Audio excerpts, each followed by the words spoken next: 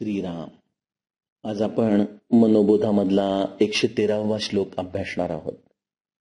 समर्थ माऊली म्हणते, जनीहित पंडित सांडित गेले, अहंता गुणे ब्रह्म राक्षेस झाले, तयाहून व्युत्पन्न तो कोण आहे, मना सर्व जाणीव सांडोनी राहे. संवाद शास्त्राच्या अभ्यासानंतर समर्थ माऊली आपल्याला इथे मनुष्याच्या विद्वत्तेचा, त्याच्या बुद्धिमत्तेचा, आत्मज्ञानाच्या दृष्टीने कसा त्याला आयुष्यात उपयोग होऊ शकत नाही, किंबहुना हा आत्मज्ञानासाठी कशा प्रकारे अडथळा ठरू शकतो, याचं विश्लेषण करणं या श्लोकातून आपल्याला सांगितलेलं आहे. समर्थांच्या श्लोकाचा सरळ अर्थ असा की या जगामध्ये आपण अनेक विद्वान पंडित मंडळी बघतो. ही विद्वान मंडळी अनेक विषयांचा अभ्यास करत असतातच, पण या अभ्यासाच्या आधाराने अनेकदा आपलं या मनुष्य जन्माचं जे ध्येय आहे, जे आत्मज्ञानाचं ध्येय आहे, त्यापासून ते बराचदा दुरावतात. मग अशी हा परमार्थ या मनुष्य जन्मात येऊन न साधल्यामुळं त्यांची ही वासनाच त्यांना एक प्रकारे ब्रह्मराक्षसाच्या रूपामध्ये खेळवत राहते. खरं तर त्यांच्या इतके हुशार या जगामध्ये दुसरे कोणी नाहीत. अत्यंत पांडित्य हा ज्यांचा स्वभाव, असे हे पंडित भगवंताच्या आत्मदर्शनाच्या योगापासून मात्र दुरावतात. त्यामुळे हे म्हणा, या जगामध्ये राहताना आपल्या विद्वत्तेचा अहंकार तू कधीही करू नकोस. समर्थांच्या श्लोकाचा हा सरळ अर्थ. श्रोते हो, नाथांच्या एका अभंगामध्ये नाथा घरची उलटी खूण असं परमार्थाच्या शास्त्राचं वर्णन केलं गेलं आहे. उलटी खूण याचा अर्थ जगाची जी वहिवाट असते, त्याच्या नेमकी उलटी वहिवाट आत्मकल्याण साधण्यासाठी लागते. जगामध्ये आपण जितकं काही वाचवूत, जितकं काही आपलं सेव्हिंग असेल, तितका आपला फायदा असतो. परमार्थामध्ये मात्र नेमकी ह्याच्या उलटी अवस्था असते. जगामध्ये जो पंडित हा बाहेरून ज्ञान घेतो, त्या ज्ञानाच्या आधाराने जगतो, ते ज्ञानाचं जितकं प्रदर्शन करतो, तितकी त्याची जगामध्ये वाहवा होते. या उलट परमार्थाच्या क्षेत्रामध्ये जो एखाद्या हिरव्या चाफ्यासारखा लपून आहे, जो आपल्या आत्मज्ञानाच्या दीपाने प्रकाशला आहे, त्याच्यासाठी ज्ञानाची दिशा ही उलटी होते.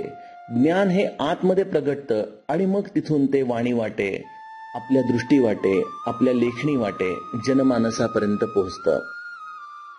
आपण पाहतच आलो आहोत श्रोते हो, की हे आत्मज्ञानाची जी गंगा आहे, ज्याचं मी वर्णन नाथा घरची उलटी खूण असं सांगितलं, अनेक संतांच्या जीवनामध्ये जर आपण डोकावून बघितलं तर आपल्याला ही गोष्ट दृष्टीपथात येते.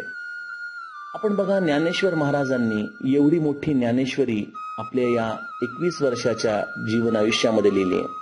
त्यामध्ये किती काळ त्यांना वेदध्यानाला मिळाला असेल, किती काळ त्यांना गद्याक्षर फिरवायला मिळाला असेल, किती काळ त्यांचं वाचन चिंतन झालं असेल, किती प्रकारचे ग्रंथ त्यांनी वाचल्यानंतर ज्ञानेश्वरी लिहिली असेल.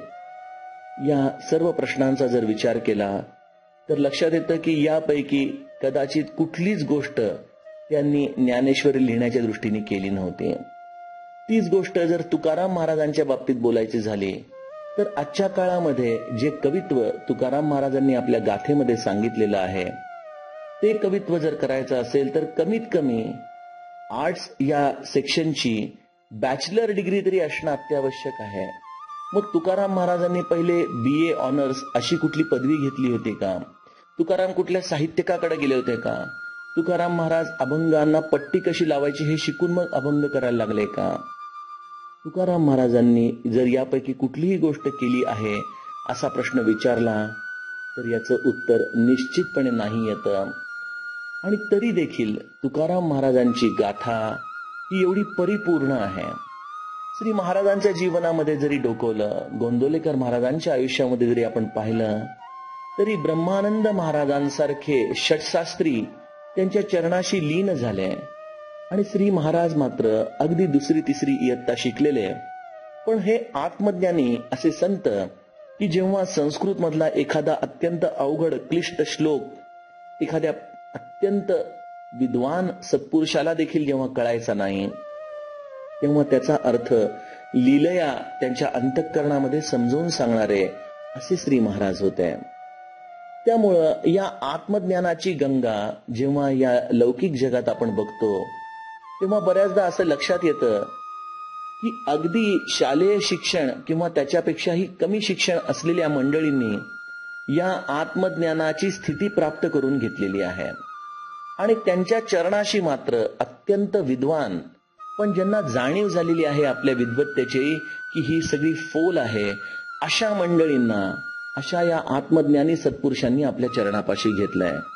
मग रामकृष्ण परमहंसांचं बघा, त्यांच्या पायाशी स्वामी विवेकानंदांसारखे अत्यंत विद्वत्तापूर्ण असे संत, श्री महाराजांच्या चरणी बघा ब्रह्मानंद महाराजांसारखे अतिशय सुंदर व्याकरण साहित्याचे अभ्यासक षटशास्त्री पंडित, ते त्यांच्या चरणाशी आलेले आहेत.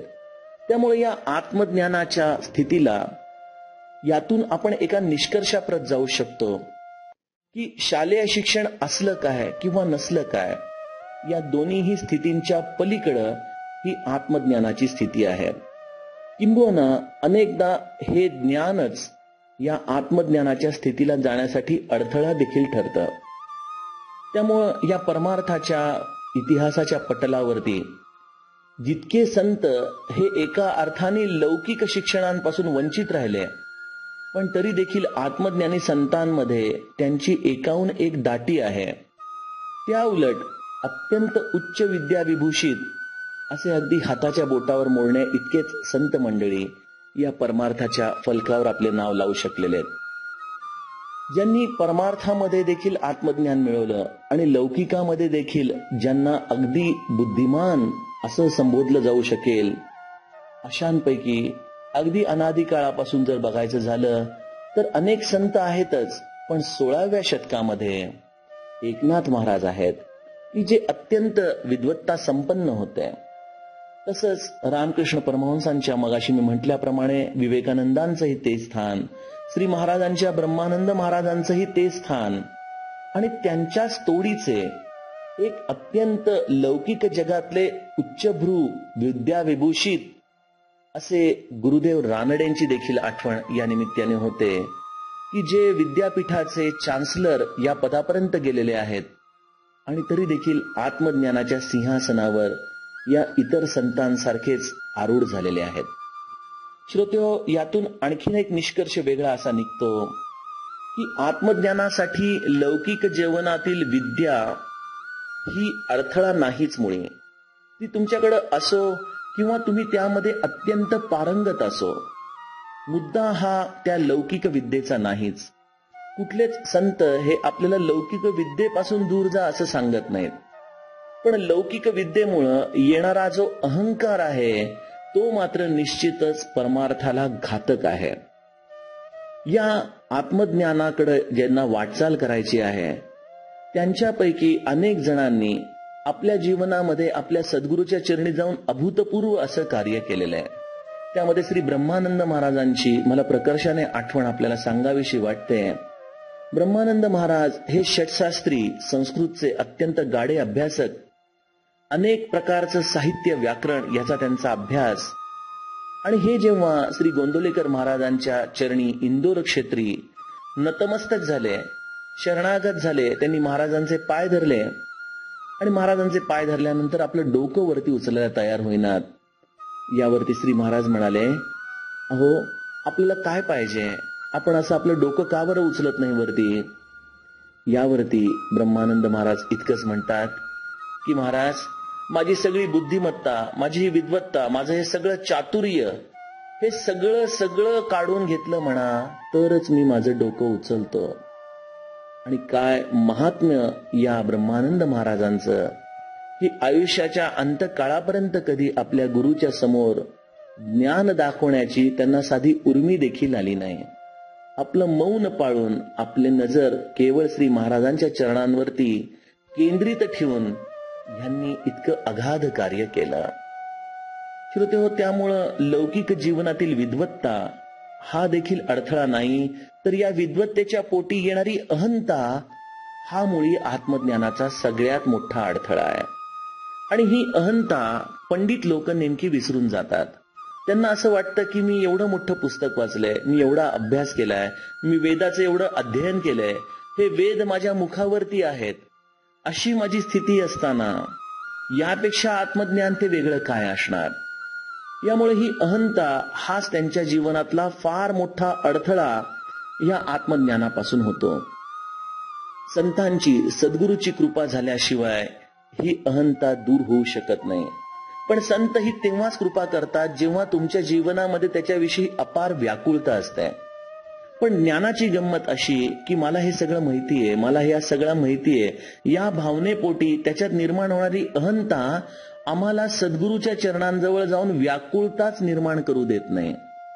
आपल्याला सगळं माहितीये या जाणीवेने ही अहंताच आम्हाला या आत्मज्ञानापासून रोखून धरते. श्री महाराज अनेकदा लोकांची परीक्षा घेताना काही बाई असे प्रश्न विचारायचे आणि मग कोणीतरी हात जोडून समोर उभा असायचं, त्याच्या डोळ्यातून फक्त अश्रू येत असायचे. महाराज त्याला मुद्दाम विचारायचे, तुम्ही सांगा, तुम्ही सांगा. असं खूप वेळा झाल्यानंतरही तो शेवटी शांतपणे म्हणायचा की महाराज मला खरंच काही यातलं कळत नाही हो. आणि मग महाराज त्याच्या पाठीवरून हात फिरवत म्हणायचे की मला हे अतिशय आवडतं, मला खरंच काही कळत नाही, हे ज्याला कळतं त्याला सर्व कळतं, असं श्री महाराजांचं वाक्य होतं. श्रोते हो, आपण आज ज्या शैक्षणिक पातळीवरती आहात, मला त्याचा मुळीच अव्हेर करायचा नाही. आपण त्या ठिकाणी आहात, माझा आपल्याला प्रणाम आहे, आपण खरोखर वंदनीय आहात. पण या ज्ञानाच्या क्षेत्रामध्ये आपण स्वतःच्या अंतरंगामध्ये उतरून बघावं की मला या ज्ञानाच्या आधाराने ते आत्मज्ञान मिळेल असा मला खरंच भरोसा वाटतोय का. विभूती योगामध्ये प्रभूंनी अर्जुनाला सांगितलेलंच आहे की अरे अर्जुना, माझं स्वरूप हे एखाद्या विराट विशाल सागरासारखं आहे. त्या सागराची अपारता तू तुझ्या बुद्धीच्या करवंटीने नको रे मोजूस. त्या बुद्धीची करवंटी माझं स्वरूप जाणण्यासाठी उपयोगाची नाही. श्रोते हो, जिथं बुद्धी हीच मुळी निश्चयात्मक पातळीवरती राहू शकत नाही, तिथं ही बुद्धीच आपल्याला त्या भगवंताची जो निश्चय आहे त्याची प्राप्ती कसं बरं करून देऊ शकेल. बुद्धीच्या आधाराने भगवंत शोधणं हे खरोखर एक दिवास्वप्न आहे. त्यामुळे या अहंकाराच्या अधीन जाऊन, ज्ञानाच्या अधीन जाऊन, मी ह्याच्यामध्ये जर एवढा अभ्यास केला तर मला तो भगवंत सापडेल, या सगळ्या अज्ञानाच्या भ्रमातून जोपर्यंत पंडित बाहेर पडत नाही आणि एखाद्या सक्षम सद्गुरूचे पाय धरत नाही, श्रोते हो, तोपर्यंत आत्मज्ञान नाही. आणि मग हे आत्मज्ञान नसल्यामुळं जसं एखादा मनुष्य भ्रमिष्ट झाल्यानंतर बरळत राहतो, तसा हा ज्ञानी आत्मज्ञानाशिवाय, सद्गुरु कृपेशिवाय आपल्या या वासनेच्या तडाख्यामध्ये सापडून उगीच भ्रमतच राहतो, आपल्या ज्ञानामध्ये भ्रमत राहतो, आपल्या शब्दांमध्ये भ्रमत राहतो. समर्थ म्हणतात एक प्रकारे ब्रह्म राक्षस अशी ही पिशाच्य योनी त्याची निर्माण होते. कारण की ज्ञान हे आत्मज्ञानापर्यंत जाण्यासाठी धावतंय, पण ज्ञान आणि आत्मज्ञानामध्ये जी शरणागतीची दोरी आहे, ती दोरी जर हातातून सुटली तर श्रोते हो, हे ज्ञान आत्मज्ञानापर्यंत कधीच पोचू शकत नाही.